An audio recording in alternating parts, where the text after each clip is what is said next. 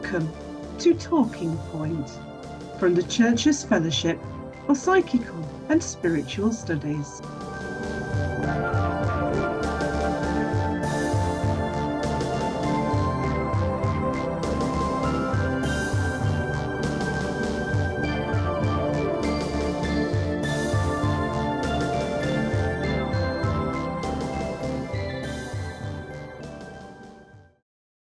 Are Animals Psychic? By Bill Smiley. This episode first appeared as an article in the September 2010 edition of the Christian Parapsychologist journal, and may reflect the language and attitudes of the time in which it was written. Responsibility for opinions expressed herein rests solely with the author, and such opinions must not be taken to represent those of the CFPSS. Dr. Robert Gilbert's article Requiescat in Parce, in the CFPSS's 2009 Quarterly Review Journal told a veiled story about the life of Marcus Aurelius Cat, his constant companion. After age and infirmity led to the end of his earthly life, the author relates how, a little less than 4 weeks after he had died, he appeared in a dream, not as the wasted little body that he had become, but a brighter, fluffier, shining and glorious cat. Was this dream simply because of grieving? Dr. Gilbert thinks not. This article led me to reflect on a friend's experience some years ago. At the time, Cliff and his wife were living on a farm near Sheffield, and the garden had a lawn with an apple tree in it. Sitting under this tree was a favourite occupation of their ginger tomcat. In due course the cat got older, less fit, and eventually a stage was reached where it had to be put down. This was a great wrench. The cat was brought home in a basket and buried in the garden. Some time later Cliff was shaving one morning. The bathroom window looked out onto the garden, and there to his amazement was the cat, sitting under its favourite tree and looking in the prime of life. He called out to his wife to come and see it, but before this happened the cat, quite stationary, slowly faded away and vanished. I recounted this story in a quarterly review in 1997 and received 2 comments. The first was a letter from a lady of 80 who lived in the southwest of England and wished to remain anonymous. When she was 8, her parents told her one day that their cat, who was a great pet, had been put down. "But that's impossible," she said. "I've just seen him sitting on our garden wall." She went on to relate how, quite recently, she had been friendly with an elderly colleague whose garden crossed the bottom of hers, but who was not an immediate neighbour. Harry had had 3 cats while she had 2. They agreed that when one of them died the survivor would look after his or her cats.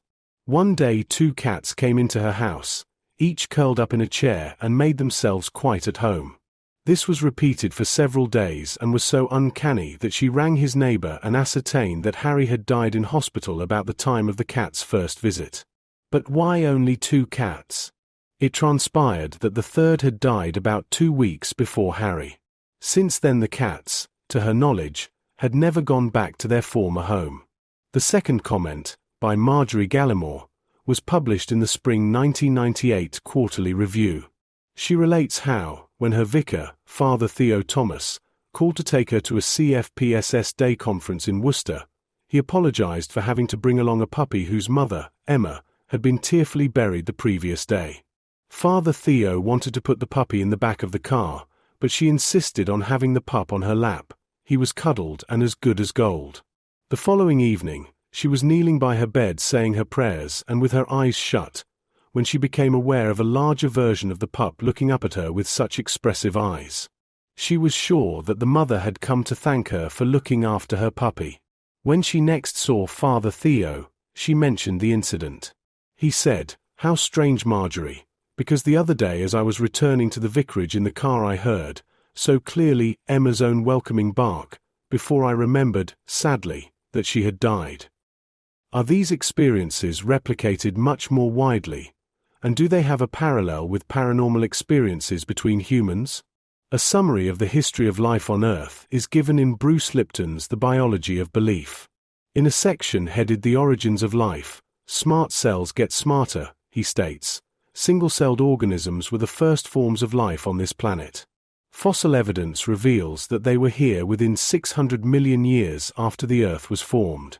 For the next 2.75 billion years, only free-living, single-celled organisms, bacteria, algae, and amoeba-like protozoans, populated the world. Around 750 million years ago, these smart cells figured out how to get smarter when the first multicellular organisms, plants and animals, appeared. Multicellular life forms were initially loose communities or colonies of single-celled organisms. At first, cellular communities consisted of tens and hundreds of cells. But the evolutionary advantages of living in a community soon led to organizations composed of millions, billions, and even trillions of socially interactive single cells. Though each individual cell is of microscopic dimensions, the size of multicellular communities may range from the barely visible to the monolithic. The important aspect of this development is that from simple single-cell beginnings, more complex groups developed. As millions and even billions of years went by, the early beginnings had proliferated into a vast range of different species, each of which could look very different from others. From this, it is the common origins of life which have to be considered. This explains why the genetic makeup of many species is largely composed of similar genes, much more so than if the genetic totality of one species mirrored the great differences between, say, a mouse and a lion or a man. Homo sapiens is shown not to be out of line in this general comparison. So if mankind possesses that extremely elusive soul component, it is perfectly possible to consider a parallel situation with other species, even though there may be great intellectual differences which have arisen relatively recently in the history of life on Earth. Given these comments, it is not surprising that there should be similarities between animals and their close human relations, friends, and pets. Note that even in the small number of examples quoted, there is a considerable spread in the type of experience. For example, the girl of 8 saw her pet cat before knowing of its demise. Without a continuing existence after death, any mechanism to explain this contact becomes more complex, so we are back to Occam's razor. The simplest explanation for any phenomenon is likely to be the best, that is, that the cat died, but was still an entity unable to reappear to a loved one. For humans and also animals, death is not the end. The great number and diversity of paranormal experiences between humans has a similar mechanism. Homo sapiens, the top predator on our Earth and understandably self-important, can often make errors about some beliefs which are not immediately seen to be incorrect. At one point in time, the Church held that the Earth was the center of the universe, and woe betide any heretic who dared to disagree. A further and topical situation concerns global warming and the concern of the recent Copenhagen summit with climate change. The major debate was all about who would cut their national carbon footprint to an acceptable level over the next few years. This assumes, in case it has not struck our readers, that it is man who alone holds the destiny of the planet in his hands. So there was no mention of previous periods of global warming and ice ages, all of which took place before mankind could have any pretense of affecting the situation. While it may be prudent to cut our carbon emissions as much as possible, we have witnessed a global meeting where no attention has been given to the fact that global warming and cooling has taken place in the past. The brown Argus butterfly, to quote one small example, started to emigrate northwards from Norfolk in 1992 and has now traversed Lincolnshire and Yorkshire to reach Durham. Its constitution indicates that this type of migration has happened before more than once. The point is that self-centeredness has put an extra emphasis on man and his role. No adequate consideration has been given to the inevitable rise in sea levels and what might be done for the populations really at risk. This is typical of how we can get things very wrong and is a precursor to looking at aspects of the wider life situation today. In 1965, the Scientific Committee of the CFPSS published a series of short articles by past and present members under the generic title, Symposium. Dr. Griffith Evans wrote the first article entitled Cosmic Science. It stated that mind and matter were not separated in the theory of Max Planck and Einstein, and that Newton's law of gravitation, where unchanging particles acted on one another according to their masses and distances apart, must be abandoned.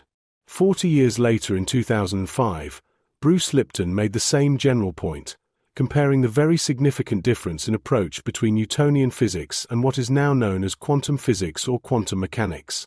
This is coupled with the fact that medical teaching and textbooks are still very largely using the principles of Newtonian physics.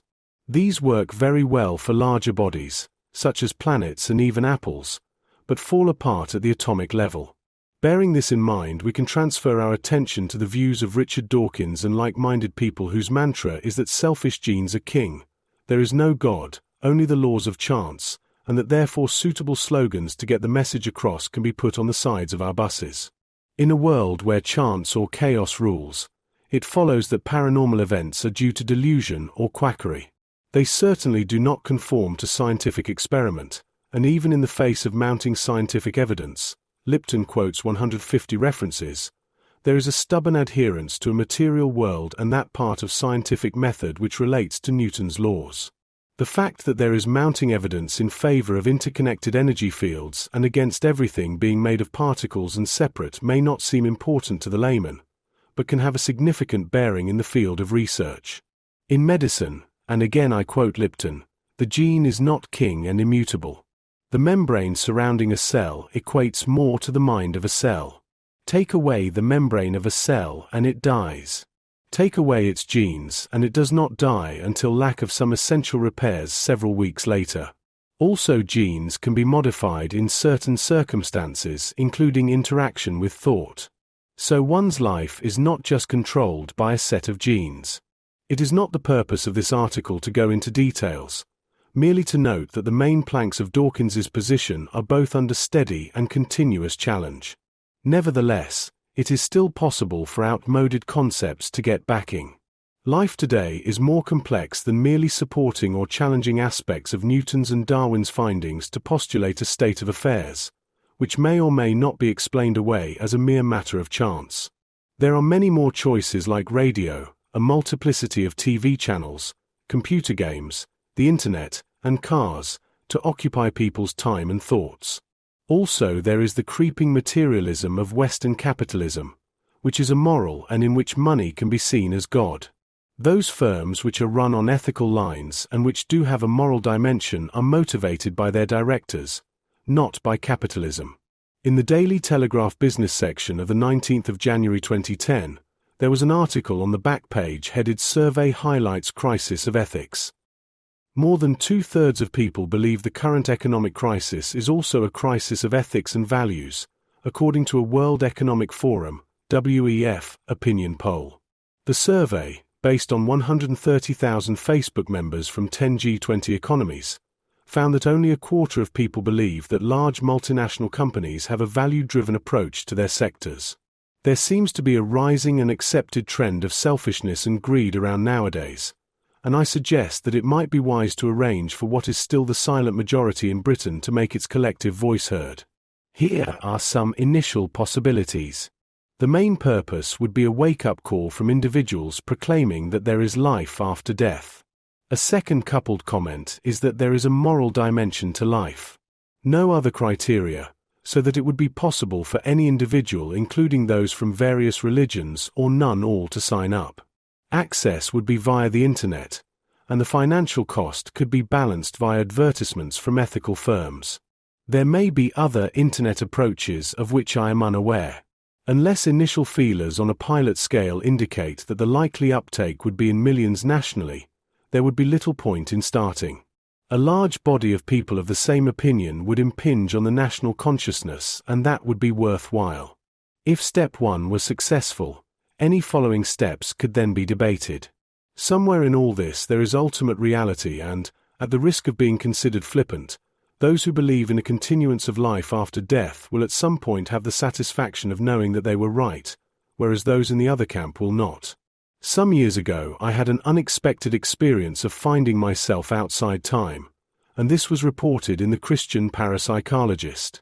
It is another manifestation of a paranormal event, and if it is possible for part of an individual to get into a different dimension, this might provide a clue as to why communication between living and deceased individuals is not straightforward. It could also be that any scientific or other approach based within time will have difficulties in uncovering the relationship between what we call body and soul. A study of paranormal events could eventually be seen to be the most reliable indicator of a spiritual world. It is certainly a continuing situation. There was a point in time before the era of scientific method when paranormal events occurred and were accordingly enshrined in our vocabulary. They will continue after Newtonian physics has finally been agreed to be unsuitable in any investigation concerning life, death, and beyond. In Dawkins's world of chance with no deity, there is no place for a mind which does any more than coordinate the various material functions of any species, including man.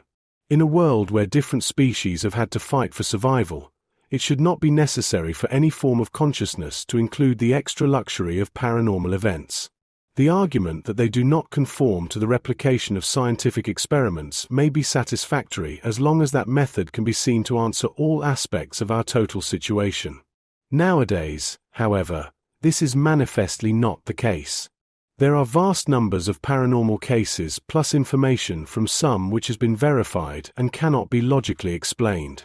The paranormal casebook should be regarded as a proper contender ultimate reality, not something which can be ridiculed and conveniently pushed under the table.